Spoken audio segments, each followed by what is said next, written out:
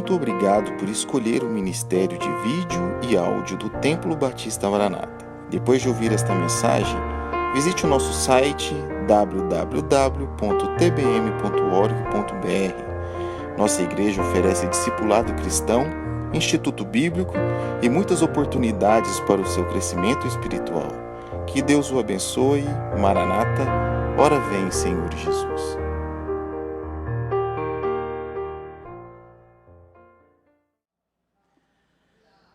Para o estudo dessa manhã, eu vou relembrar um estudo da escola dominical, onde normalmente nós levamos mais na parte teórica, as questões mais dentro do seu objetivo do texto, mas hoje eu quero ser mais prático. Quando nós estudamos o caráter de Jesus, a lição 7 foi sobre o amor, e eu vou retomar algumas partes disto, porque agora, mais de forma aplicativa, é importante nós entendermos algumas coisas que estão aqui. Abra sua Bíblia, 1 Pedro 2:21. O tema desta manhã é imitadores de Cristo. Imitadores de Cristo. 1 Pedro 2:21.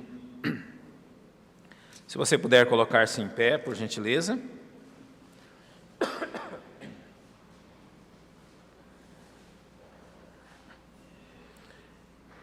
Primeira Pedro 2:21 diz assim: porque para isto sois chamados, pois também Cristo padeceu por nós, deixando-nos um exemplo, para que sigais as suas pisadas. Vamos todos ler juntos.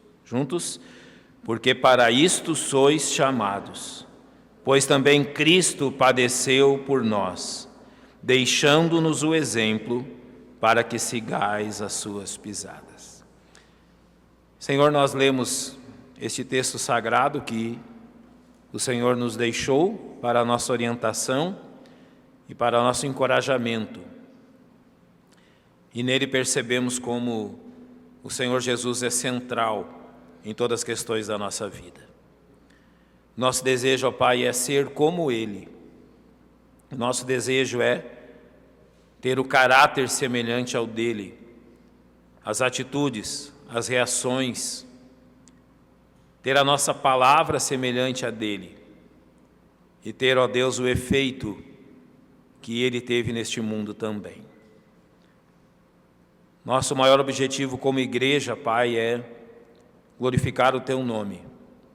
E nós queremos fazer isso sendo semelhantes a Cristo, imitadores dele.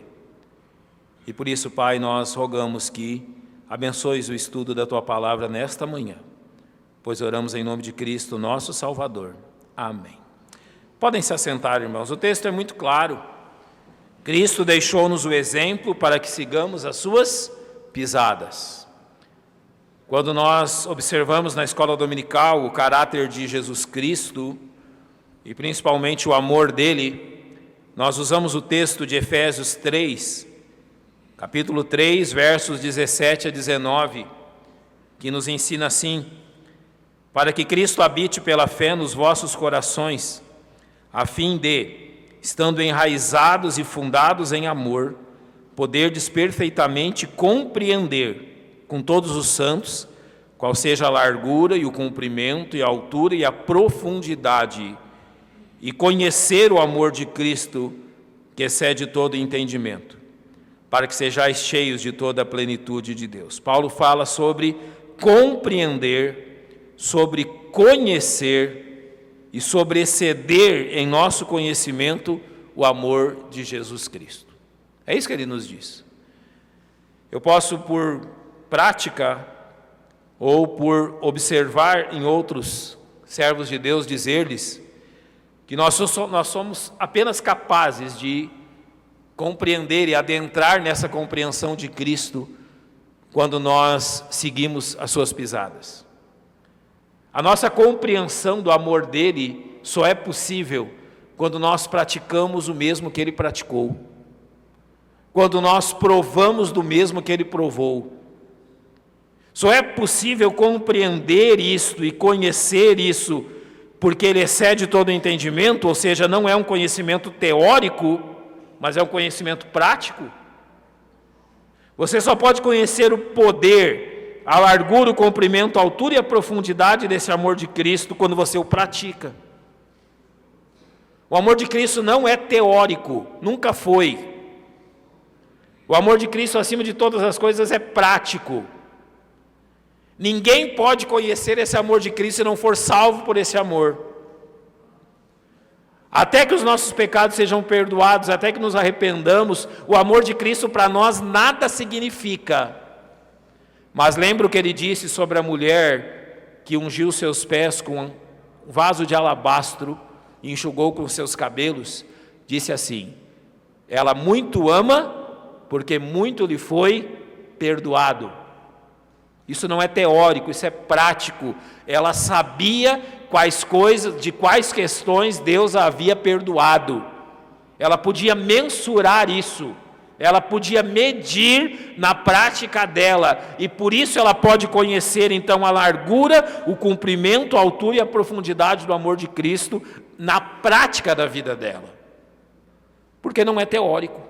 Não pode ser teórico. Precisamos ser imitadores de Cristo na prática. Então nós vamos observar, como observamos na escola dominical e agora com outro viés, duas coisas que são importantes nisto. A primeira delas são os objetos do amor de Cristo e depois como o amor de Cristo se manifesta. Quando falamos dos objetos do amor de Jesus Cristo, nós estamos falando sobre as coisas que amamos. E isso é importante. Como imitadores de Cristo, precisamos amar as mesmas coisas que Ele ama. E não somente amar as mesmas coisas que Ele ama, mas amar na mesma sequência que Ele ama. Porque sim, isso faz diferença. Precisamos amar as mesmas coisas e na mesma intensidade que Ele ama, para imitá-lo de forma real. Em João 14:31 diz: mas é para que o mundo saiba que eu amo o Pai, que faço como o Pai me mandou. Jesus sempre deixou claro que o seu primeiro amor é para com o Pai. Jesus sempre deixou claro que o seu maior amor é para com o Pai. Que o amor dele por nós é consequência deste mandado do Pai. Eu faço as coisas como meu Pai me mandou, e eu quero através disso que o mundo saiba que eu amo o meu Pai. Notem que então, em primeira questão, o amor de Cristo por nós e a nossa salvação é resultado do amor e da obediência dele para com o Pai. O Pai é o primeiro alvo do amor. Deus é o primeiro alvo do amor do Senhor Jesus Cristo, e isso era a característica mais evidente na vida dele. Depois, Efésios 5:25 vai dizer que vós, maridos, amai vossas mulheres como também Cristo amou a igreja e a si mesmo se entregou por ela. Nenhum de nós tem dúvida do amor de Cristo pela sua igreja, e sabemos que o amor de Cristo pela sua igreja é algo real e prático, tanto que aqui serve como exemplo do amor entre esposo e esposa. O amor de Cristo pela igreja levou a dar-se a si mesmo por ela. Notem, não há dúvida sobre o fato que Cristo ama a sua igreja. Ele ama a Deus, Ele ama a igreja, e Gálatas 2:20 nos dá um exemplo disso. Já estou crucificado com Cristo, diz Paulo, e vivo, não mais eu, mas Cristo vive em mim, e a vida que agora vivo na carne, vivo-a pela fé no Filho de Deus, o qual me amou e se entregou a si mesmo por mim. Notem que aqui ele diz, ele me amou e se entregou por mim. Além de amar a igreja, Cristo ama cada um de nós individualmente. Ele sabe as nossas diferenças, ele sabe quais são as questões que nos diferenciam. Um vídeo, eu quero usar isso como exemplo. Um vídeo me chamou a atenção alguns dias atrás sobre um capitão de um time de basquete. Então, o primeiro a adentrar a quadra foi ele. E ele se posicionou no lugar da quadra e jogador por jogador do seu time foram entrando. E quando o jogador entrava, ia até ele. E eles tinham um intrincado sistema de cumprimento. Eles pulavam, batiam a mão aqui, batiam a mão lá, batiam o cotovelo, faziam assim. E cada um dos jogadores fazia de forma diferente. Cada um tinha, vamos dizer assim, o seu cumprimento com todos aqueles detalhes.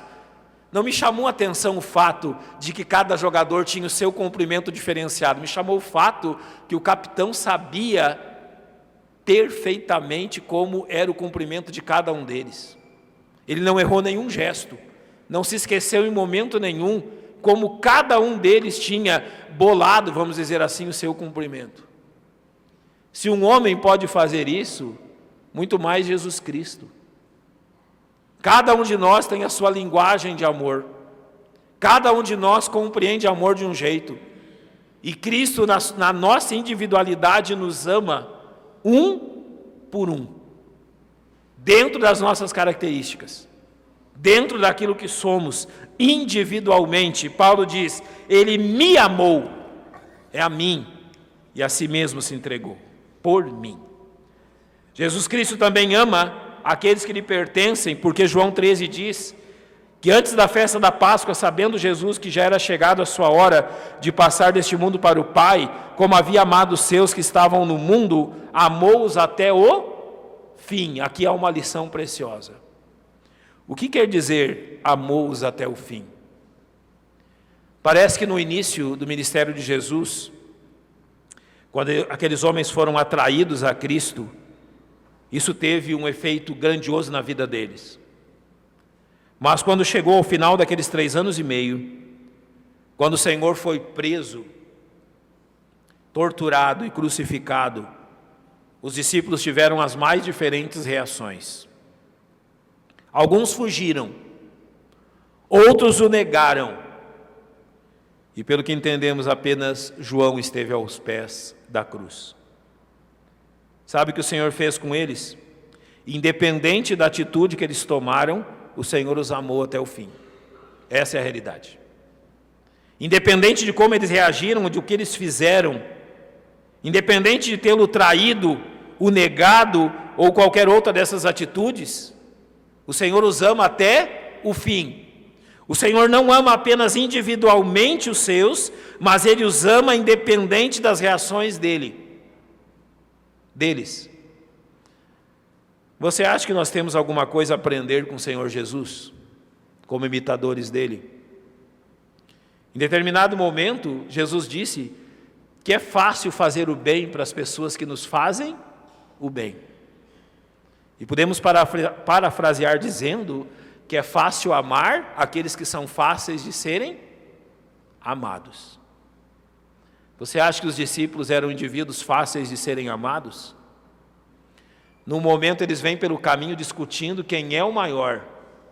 No outro momento Pedro, com toda a sua força, diz, Senhor, o Senhor não vai morrer, eu não vou deixar. Olha o homem querendo atrapalhar os planos de Deus. No outro tempo, o traem, fogem dele, e um dos seus discípulos, inclusive, o vende por 30 moedas de prata. Você tem alguma dúvida que Jesus amou Judas até o fim? Tem muitas coisas que precisamos aprender com Cristo, e uma das principais é amar as pessoas acima do que elas fazem, amar as pessoas acima do que elas retribuem.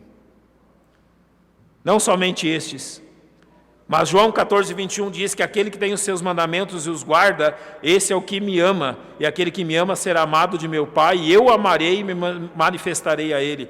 Então ele ama aquele que tem os seus mandamentos e os guarda. Notem que ele ama os seus discípulos obedientes. Esses discípulos obedientes produzem grande satisfação ao coração de Cristo. Eles fazem aquilo que Cristo quer. Mas o outro exemplo, em Lucas 24, diz assim, e dizia Jesus, Pai, perdoa-lhes porque não sabem o que fazem, e repartindo as suas vestes, lançaram sortes. Jesus não somente ama os discípulos que lhe obedecem, mas Ele ama os inimigos que o crucificam. Notem os objetos do amor dele. Ele ama aqueles que lhe obedecem. E aqui eu não quero que você pense o seguinte, que então você merece o amor dele porque você o obedece. Porque Ele mesmo disse que quando fazemos tudo o que Ele nos mandou, ainda somos servos o quê? Inúteis, porque fizemos só o que nos foi mandado. Então não é mérito, é amor dEle. Não é que nós merecemos, é que Ele no seu amor nos ama, na sua imensa graça. Agora, quando Ele diz, Pai, perdoa-lhes porque não sabem o que fazem, é o contrário disso. Não são discípulos obedientes, são homens com ira, com ódio, enquanto alguns o crucificam, outros zombam dele, outros inclusive o desafiam. Há um desafio a ele aos pés da cruz. Tu não és Deus, desce da cruz e nós vamos te seguir. Há desafio, a zombaria, quer salvar os outros, mas não foi capaz de salvar a si mesmo. E há todo o ódio e a ira dos soldados romanos. A todos esses, Jesus, ao invés de pedir vingança, pede perdão.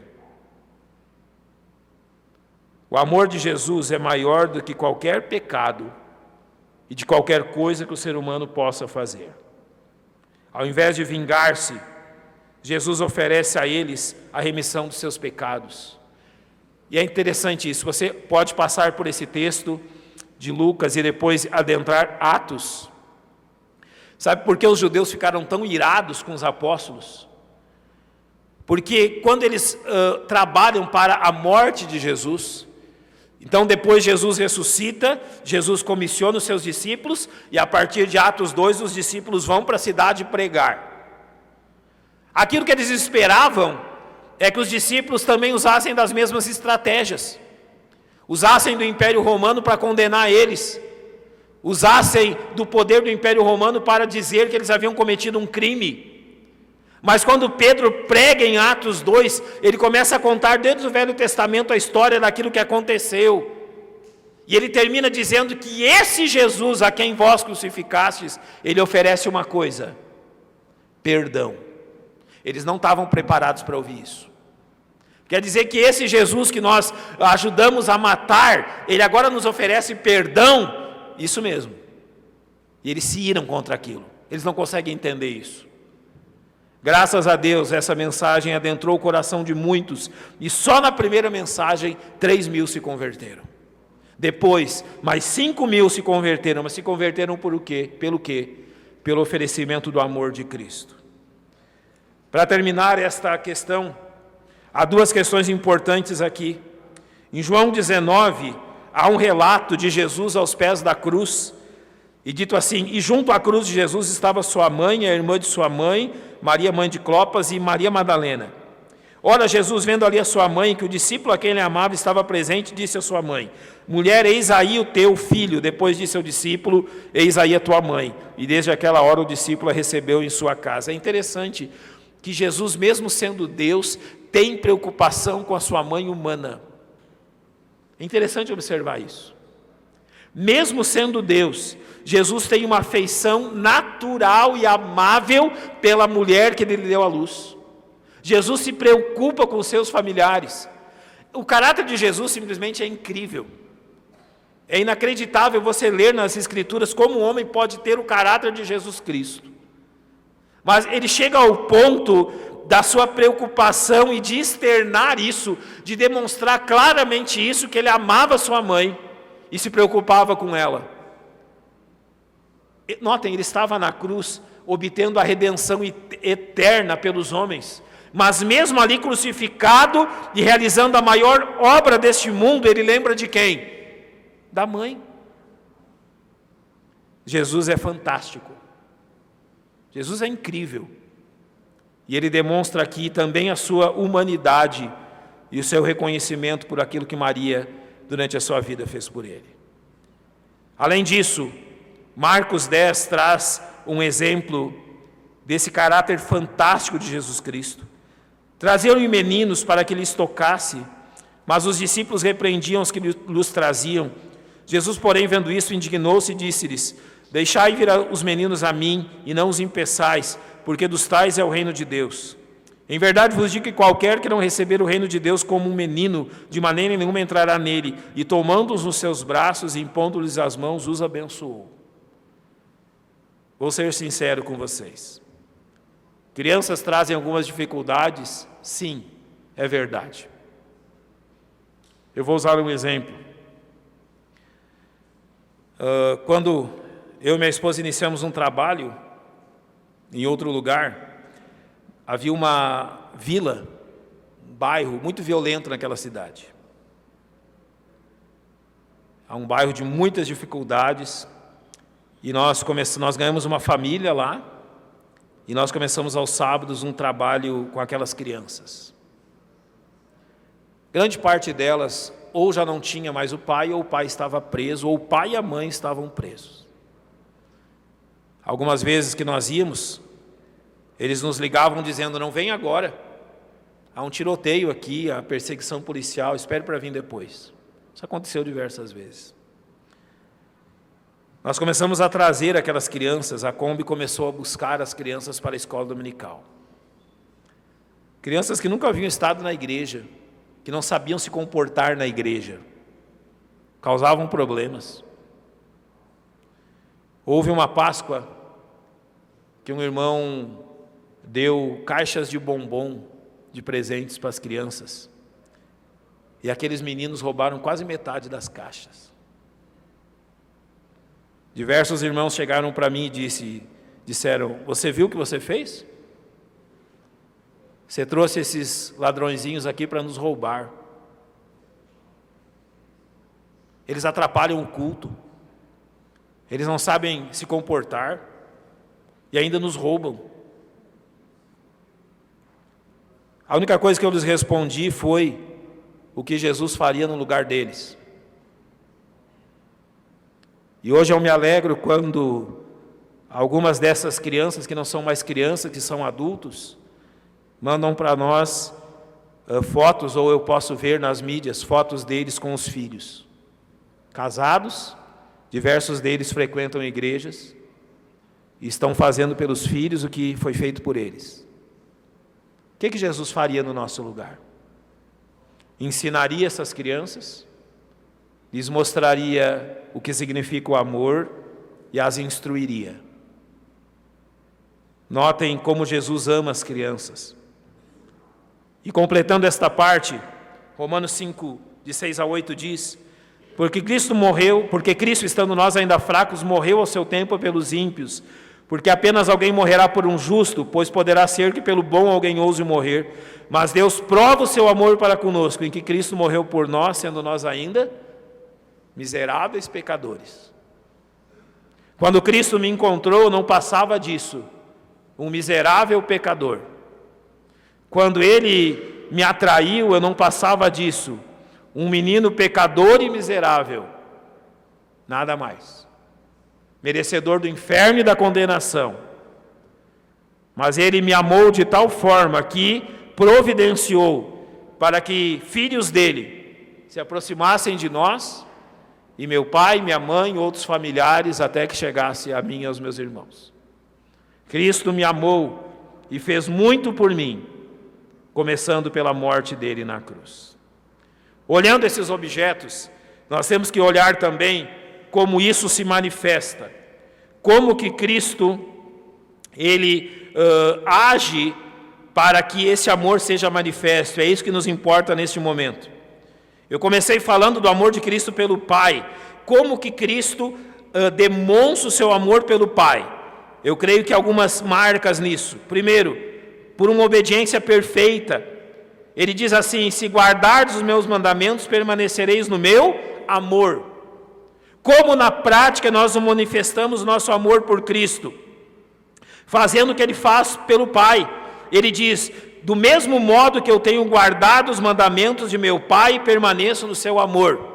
Você ama Cristo, então a manifestação é: você obedece o que Ele manda. É impossível amá-lo e não obedecer o que Ele manda.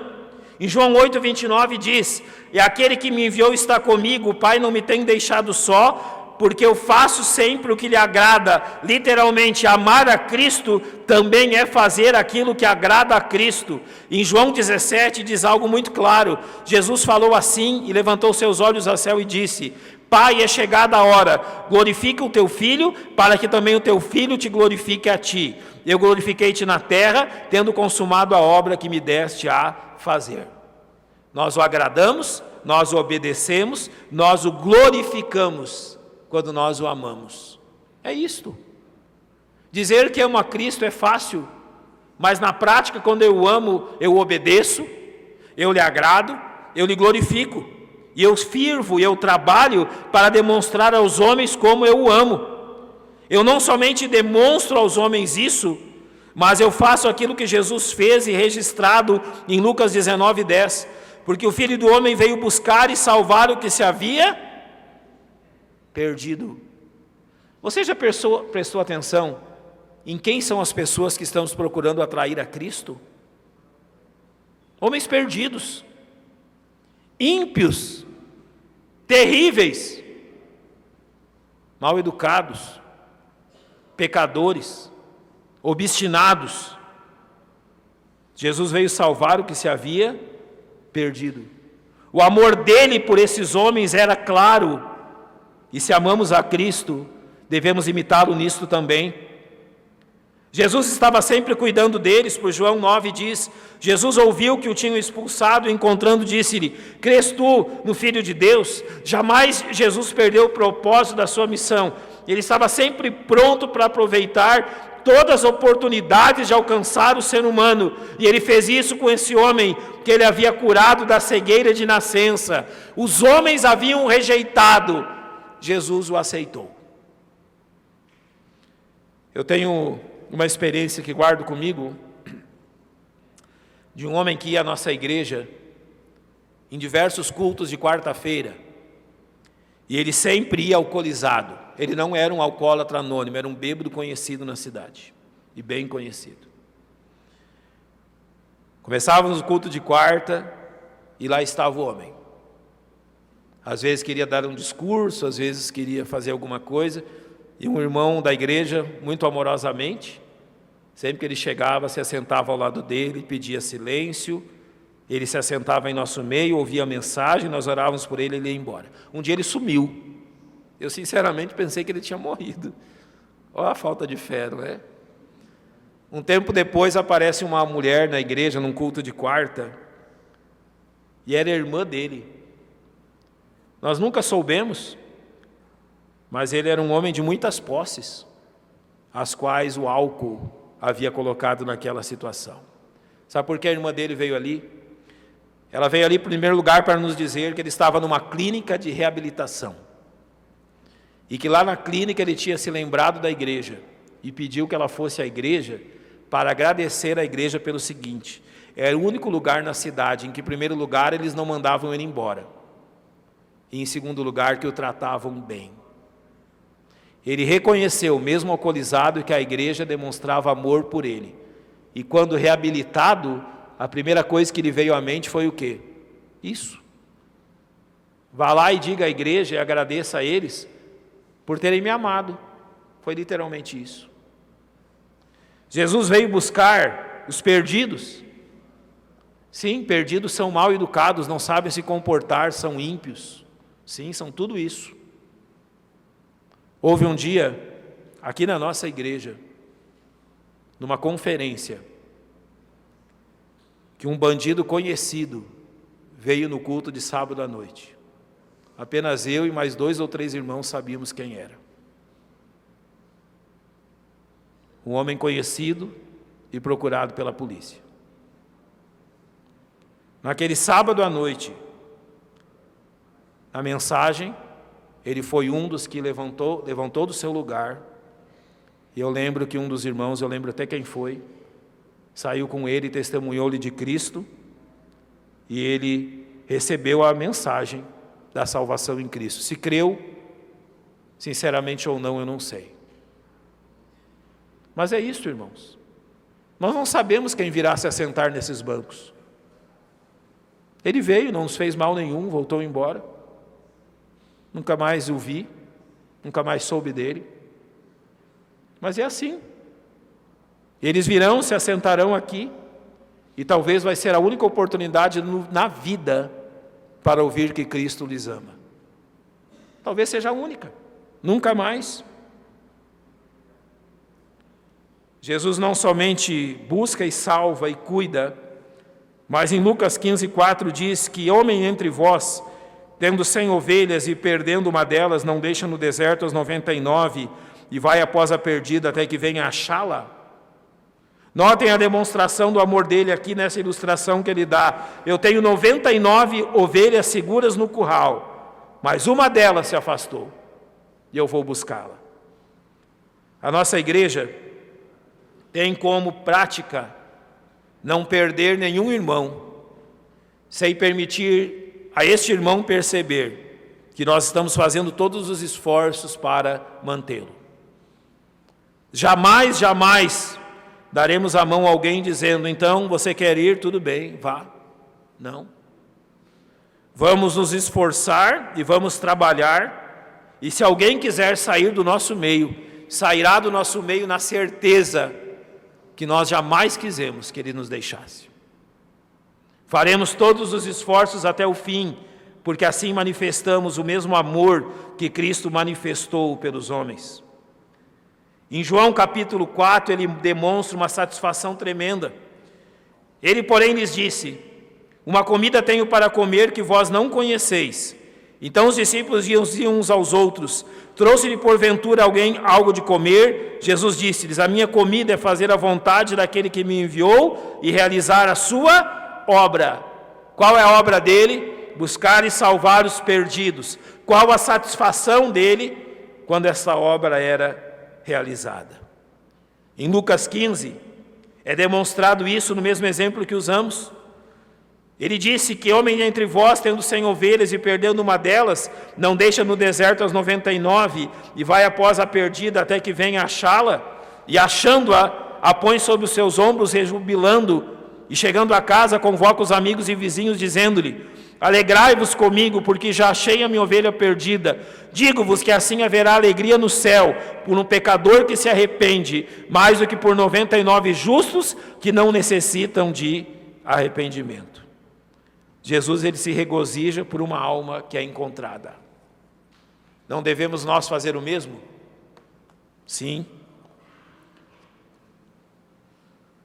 Eu nasci na igreja, me tornei crente na igreja com 7 anos. Jamais deixei de seguir a igreja do Senhor Jesus Cristo. Eu vi muitas coisas nesses 42 anos, nesses 35 anos de vida cristã. Eu vi pessoas rebeldes, eu vi pessoas maldosas, eu vi pessoas iradas, eu vi pessoas duras de coração. Já contemplei pessoas que na sua dureza de coração disseram coisas que jamais deviam ter dito. Já vi pessoas na sua dureza de coração duvidando que Deus era capaz de fazer alguma coisa por elas. Posso dizer que aprendi muito mais com o comportamento dos meus líderes para com essas pessoas do que com essas pessoas mesmas. Aprendi com homens que diante da dureza de coração, aprendi com homens que diante da rebeldia demonstraram amor e cuidado. Deixa eu lhe contar um segredo que talvez até hoje ninguém lhe contou. As pessoas não são fáceis. Nenhum de nós é. Nenhum de nós é fácil de lidar. Quando eu faço isso sem medo algum, quando eu testemunho aos nossos jovens sobre o meu temperamento colérico, normalmente eles me dizem assim, o senhor, pastor? Não, nunca. Eu digo assim, é porque você não me conhece. Se você me conhecesse, você não queria ser meu amigo. Nenhum de nós é fácil, irmãos. Todos nós temos os nossos problemas e as nossas dificuldades. Mas eu aprendo algo com Cristo que é incrível. Ele olha além dos meus problemas e enxerga uma alma que é eterna. Ele olha além da minha teimosia. E olha, um testemunho que eu dou a você. Eu me espanto com o tamanho da paciência de Deus. Todos os dias, praticamente, eu me espanto com o tamanho e a intensidade da paciência de Deus comigo. É incrível como Deus pode ser tão paciente. Como que pode Deus ter uma paciência desse tamanho? Mas Ele tem. E é incrível como Ele manifesta isso. E é mais incrível como Jesus manifesta isso em nossa vida. Para terminar, 2 coisas apenas. Como Jesus demonstra o seu amor pelos perdidos, Ele se entristece profundamente por aqueles que recusam a salvação. Notem o exemplo dele com Jerusalém. Jerusalém, Jerusalém, que mata os profetas e apedrejas os que te são enviados. Quantas vezes quis eu ajuntar os teus filhos, como a galinha junta os seus pintos debaixo das asas, e tu não quisestes. Você já notou que é uma das únicas vezes que nós vemos Jesus chorando? E por que Ele chora? Pela dureza de coração de Jerusalém.